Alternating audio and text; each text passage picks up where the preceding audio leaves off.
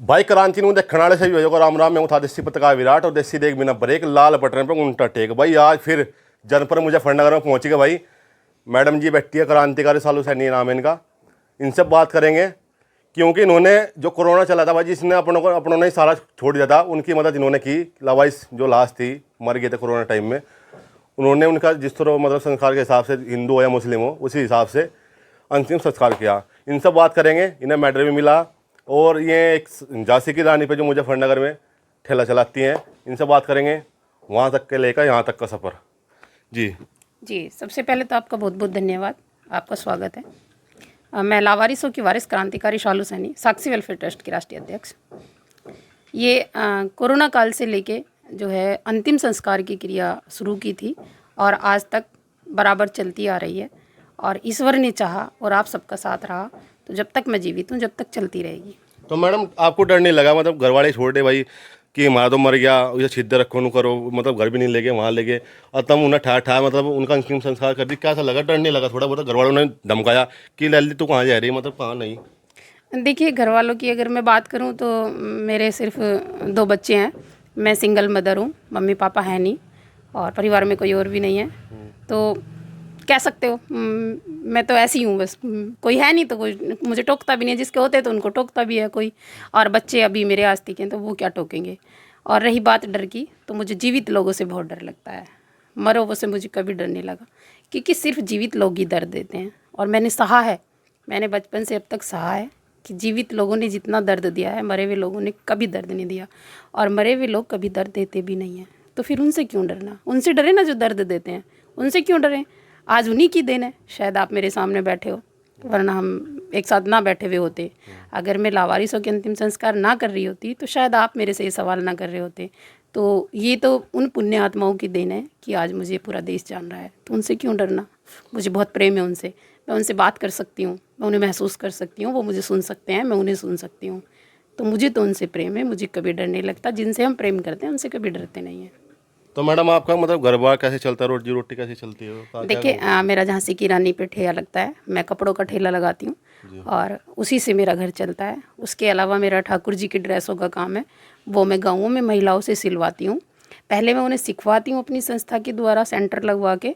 मेरे अभी भी 32 सिलाई सेंटर निःशुल्क चल रहे हैं, जिसमें मैं महिलाओं को जो है रोज़गार के लिए तैयार करती हूँ और उसमें मैं ठाकुर जी की ड्रेस बनाना सिखाती हूँ। और उसके बाद फिर उनसे अपनी ड्रेस से ही माल दे के बनवाती हूँ और वे फिर मैं होलसेल में सप्लाई करती हूँ। तो मेरा भी काम चलता है उससे और उन महिलाओं को रोज़गार भी मिलता है। तो मेरे ये दोनों काम है, ठाकुर जी की ड्रेस का भी काम है और मेरा झांसी की रानी पे ठेला भी लगता है।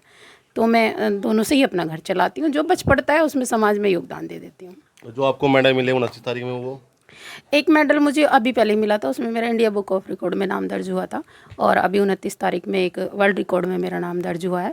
और ये तो ईश्वर की कृपा है कि उन्होंने सुन लिया।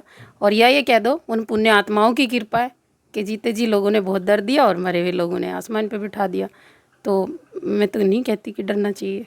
आपका बुक में नाम भी आ गया, आपको थोड़ा सा वो अहंकार नहीं हुआ कि मतलब अब तो नाम ही आ गया, अब तो चाड़े ही पाड़ देंगे? नहीं, ऐसे अहंकार क्यों होना है? ईश्वर देखो, दिमाग में आते हैं ना वो। नहीं, मैं ज़मीनी स्तर से जुड़ी हुई हूँ।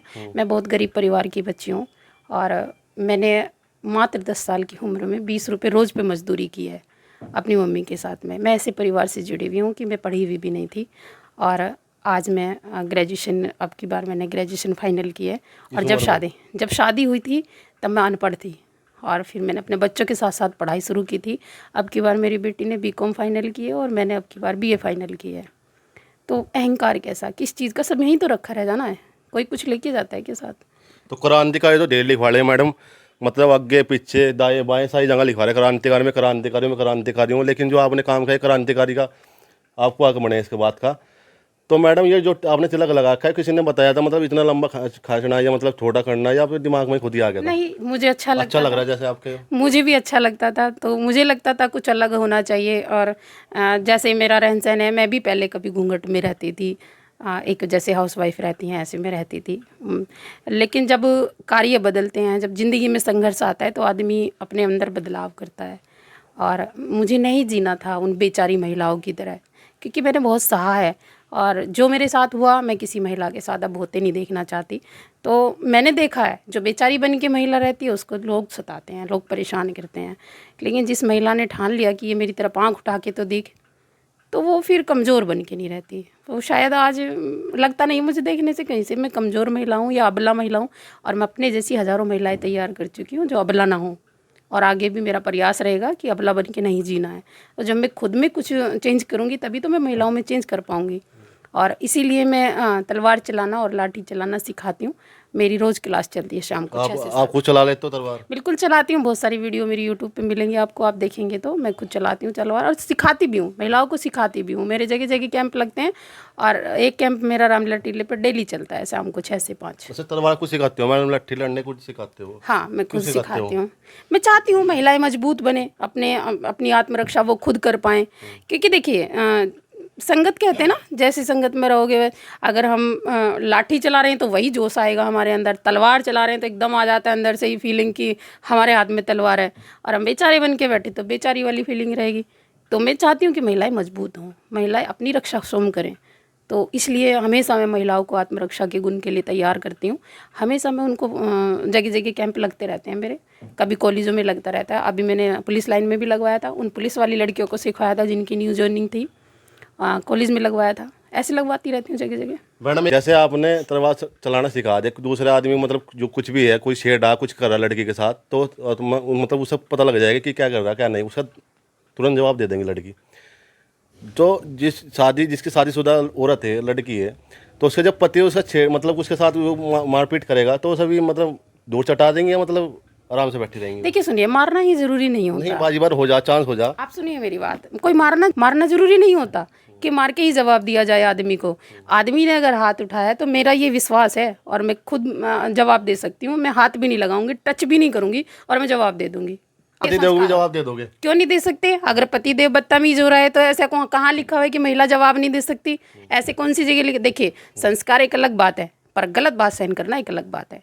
संस्कार होने चाहिए हर महिला हर पुरुष में, लेकिन गलत का सहन करना वो एक अलग बात होती है, और गलत को किसी को भी सहन नहीं करना चाहिए, चाहे महिला हो चाहे पुरुष हो। मैडम गुस्सा ना करो, मैं तो सवाल पूछा था, आपको मेरे तरफ निकालने नहीं मैं गुस्सा करती नहीं हूँ, आपको जवाब दे रही हूँ, क्योंकि महिलाओं के साथ अक्सर ऐसा होता है, ठीक है नहीं? महिलाओं, अगर मैं बात करूँ आपसे, मेरे पास ऐसे बहुत सारे केस आते हैं महिलाओं के, बहुत सारे आते हैं जिनको मैं फेस करती हूँ कि हाँ इस महिला के साथ आज ये हुआ, आज वो हुआ।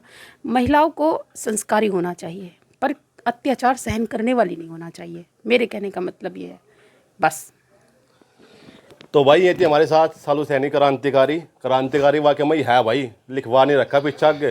तो भाई ऐसे ही बने रहियो, देखते रहिए विराट क्रांति। नमस्कार।